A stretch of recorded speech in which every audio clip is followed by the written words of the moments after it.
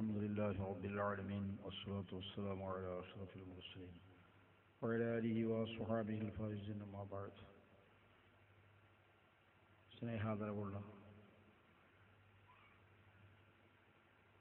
സാദാത്തുക്കൾ,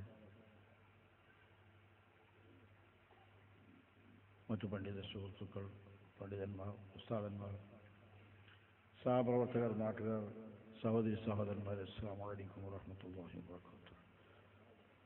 ഇവിടെ എത്തപ്പെട്ട നിലക്ക് രണ്ട് വാക്ക് പറയാതെ പോകാൻ പറ്റില്ലല്ലോ.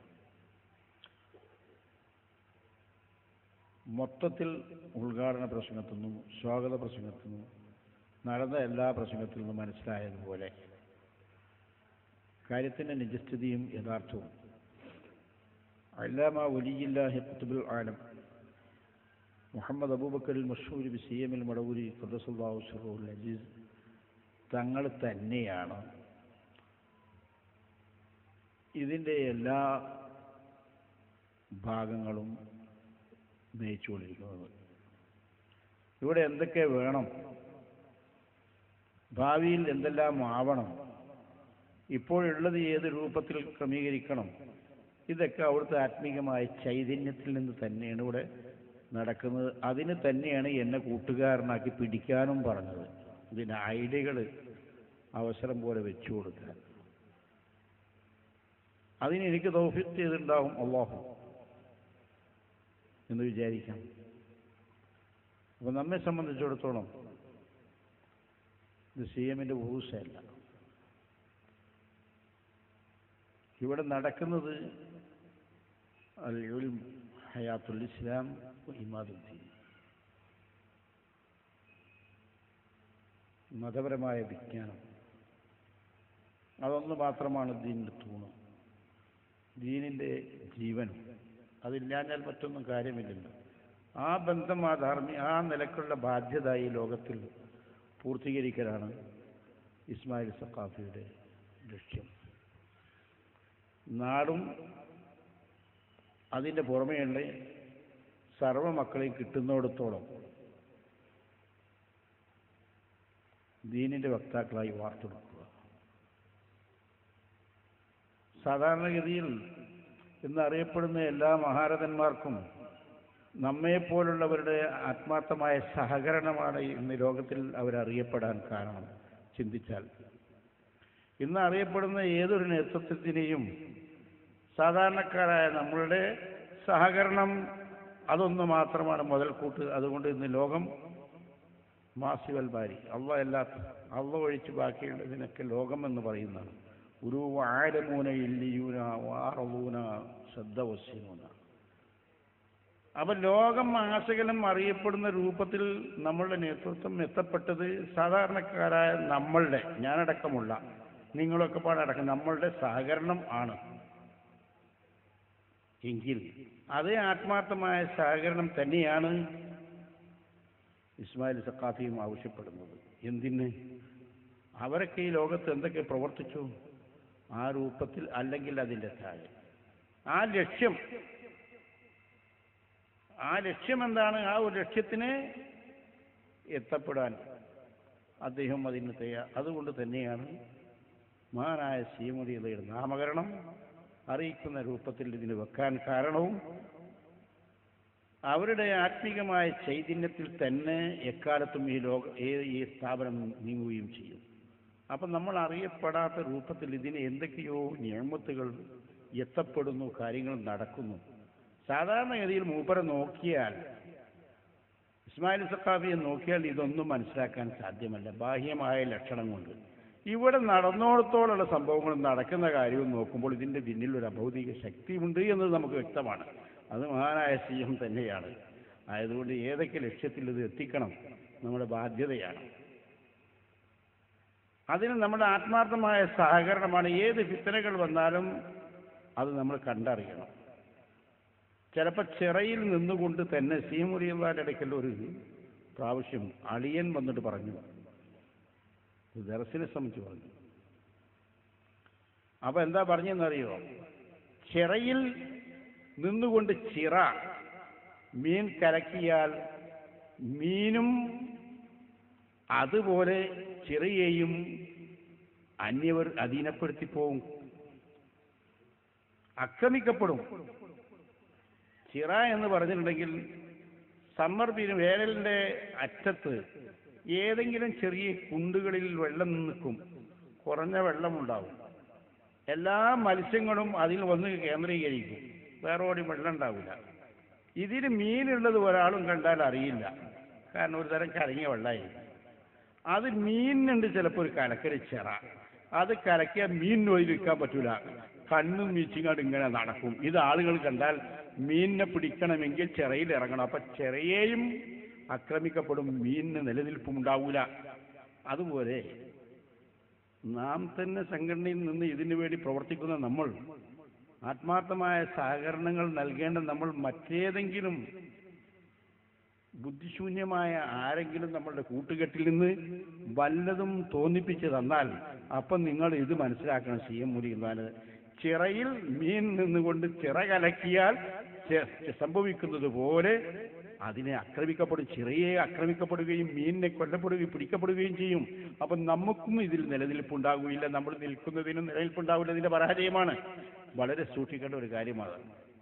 ഇത് എങ്ങനെ മുന്നോട്ട് പോകുമെന്നുള്ളതും എത്ര മാത്രം ഉയരുമെന്നുള്ളതും നമുക്ക് കുറ്റപ്പെടുത്താൻ കഴിയില്ല. കാരണം നടന്ന സംഭവത്തിന്റെ അടിസ്ഥാനത്തിൽ വ്യക്തിയെ നോക്കുമ്പോൾ ഇതൊന്നും കാണപ്പെടുന്നില്ല ബാഹ്യമായിട്ടെങ്കിൽ. ഇതിനും ലോകത്ത് നടന്നതിൽ ഏറ്റവും വലിയ രൂപത്തിൽ തന്നെയാണ് നമുക്ക് മനസ്സിലാക്കാനുള്ള അധ്വാനത്തിന്റെ ഫലം. ഈ പരിസരം ഒട്ടാകെ സുന്നത്ത് ജമാഅത്തിന്റെ ഷിആറുകൾ മാത്രമായിരിക്കണം ബാഹ്യമായി കാണപ്പെടുന്നത്. സുന്നത്ത് ജമാഅത്തിന്റെ ഷിആറുകൾ ഈ പരിസരം ദീനീ പ്രബോധനത്തിന്റെ മേഖലയായി, മദീനയായി, പട്ടണമായി, എക്കാലത്തും CMനെ സ്മരിക്കപ്പെടുന്ന, അവിടുന്ന് പൊരുത്തപ്പെടുന്ന ഒരു ഏരിയ ആയി മാറും. അതുതന്നെയാണ് ലക്ഷ്യവും. അപ്പോൾ ആത്മാർത്ഥമായ സഹകരണം നിങ്ങൾ സഖാഫി കൊടുക്കുകയാണെങ്കിൽ ഇൻഷാ അല്ലാഹ് ഈ നാടിന്റെ നന്മയ്ക്ക് വേണ്ടി മാത്രമല്ല, മറ്റെല്ലാത്തിൻ്റെയും എല്ലാവർക്കും നന്മയ്ക്ക് വേണ്ടി ഈ ഒരു സ്ഥലം, ഈ ചുരുങ്ങിയ പരിമിതമായ ഈ സ്ഥലം ഉപകാരപ്പെടുകയും അത് അനുഗ്രഹമായ രൂപത്തിലാവുകയും ചെയ്യും. കാരണം ഇതിന് ചൈതന്യം, വീര്യം അഭൗതിക ലോകത്തിൽ നിന്ന് CM മുരികുന്നതിൽ നിന്നാണ് എന്നതിന് മറ്റൊരു സംശയമില്ല. ഇത് തന്നെയാണ് ഞാൻ പറയുന്നത്. നമ്മളൊക്കെ ഇതിന്റെ ബാഹ്യമായി കാണപ്പെടുന്നവരാണെങ്കിലും നമ്മുടെ പൊന്മട ഉസ്താദ് പറഞ്ഞതുപോലെ അതൊക്കെ കൈകാര്യം ചെയ്യുന്നത് അഭൗതിക ലോകത്തുള്ള മഹാരഥന്മാരാണ്. അത് ഇവിടെ എക്കാലത്ത് നിലനിൽക്കുകയും ചെയ്യും. അക്ഷരാർത്ഥത്തിൽ അതിന് യാതൊരു തടസ്സവും ഉണ്ടാകുകയുമില്ല. വാക്കുകൾ ചുരുക്കുന്നു. ഏത് രൂപത്തിൽ ഇവിടെ എത്തപ്പെട്ടതായിരിക്കുന്ന മഹാരഥന്മാർ, ഇനി വരാൻ പോകുന്നവർ, മഹത്തുക്കൾ, ഉന്നതന്മാർ ഈ പരിമിതമായ സ്ഥലത്ത് ഈ ആളുടെ ക്ഷണത്തിൽ വരുന്നു എങ്കിൽ ഇതിന്റെ പിന്നിലുള്ളതും CM മുരികുന്നയുടെ മറുപടി ഒരു ഇരള മാത്രമാണ്. ആ ഒരു പൊരുത്തമാണ് ഇവരൊക്കെ ഇവിടെ എത്തിക്കപ്പെടുന്നവരൊക്കെ ഇതിൽ അംഗമാകുന്നത്. ഇവിടെ ആരെ എത്തപ്പെടാത്തത്? ഇനി എത്തപ്പെടുന്നവരും. ഒരു വലിയ വേദിയിൽ പോലും ഇത്ര ആൾക്കാരെ ഒരുമിച്ച് കൂട്ടാൻ കഴിയില്ല, 1-2 മെമ്പേഴ്സിനൊക്കെ കിട്ടുള്ളൂ. ഇത് വിളിക്കപ്പെട്ടവർ മുഴുവനും വളരെ സന്തോഷത്തിൽ ഇവിടെ ഒന്ന് എത്തപ്പെട്ടെങ്കിൽ അതിന്റെ പിന്നിലുള്ള കഥയും ബഹുമാനപ്പെട്ട CM മുരികുന്നയുടെ നിയന്ത്രണമാണ്. ആ ചൈതന്യം, ആ വീര്യം അഭൗതിക ലോകത്തിൽ നിന്നുകൊണ്ട് ഈ കാണുന്ന പ്രപഞ്ചത്തിനൊട്ടാകെ വിതറുന്നു. അതുകൊണ്ട് വാക്കുകൾ ചുരുക്കുകയാണ്. എൻ്റെ മാന്യ സുഹൃത്തുക്കളോട് പറയാനുള്ളത്, ഇതിന് എതിരിൽ എന്തഭിപ്രായ വ്യത്യാസങ്ങൾ വന്നാലും ഇതിന്റെ നടപടിക്രമങ്ങൾ കേടുപറ്റുന്ന ഒരു കൂട്ടുകെട്ടും ബാഹ്യമായി നിങ്ങളിൽ നിന്നുണ്ടാകരുത്. എക്കാലത്തും CMനോടുള്ള ആദരവായിരിക്കണം ഇതിന്റെ വിജയത്തിന് നിദാനം. അത് നിങ്ങൾ വിട്ട് കളിക്കരുത്, കളഞ്ഞു കുടിക്കരുത് എന്ന് മാത്രം ഓർമ്മിച്ചുകൊണ്ട് വാക്കുകൾ ചുരുക്കുന്നു. അസ്സലാമു അലൈക്കും വറഹ്മത്തുള്ളാഹി വബറകാതുഹു. പിന്നെ ഒതുക്കങ്ങൾ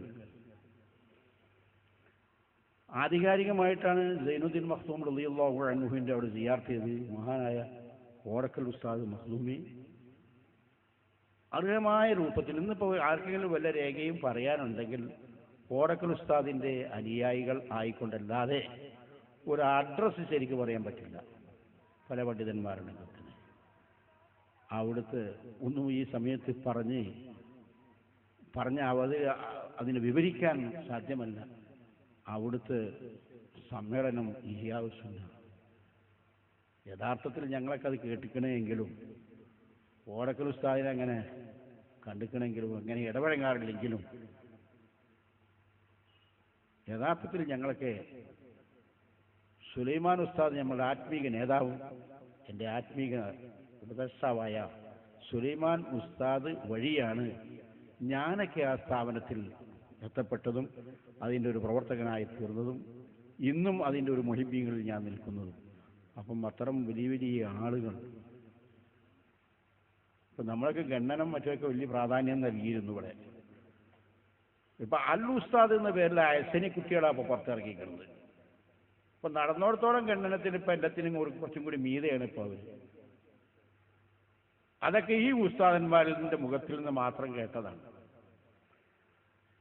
അപ്പോൾ എല്ലാത്തിനും ഉറവിടം ഇന്ന് ഇവിടെ ഏതൊക്കെ അറിയപ്പെടുന്ന എത്ര സ്ഥാപനങ്ങളുണ്ടെങ്കിൽ 40, 35, 40, 45 വർഷങ്ങളിൽ അപ്പുറം പഴക്കമുണ്ടാകില്ലെങ്കിൽ 50-ൽ പരം വർഷം പഴക്കമുള്ള ദീനീ സ്ഥാപനമാണ് ഒതുക്കുങ്ങൽ.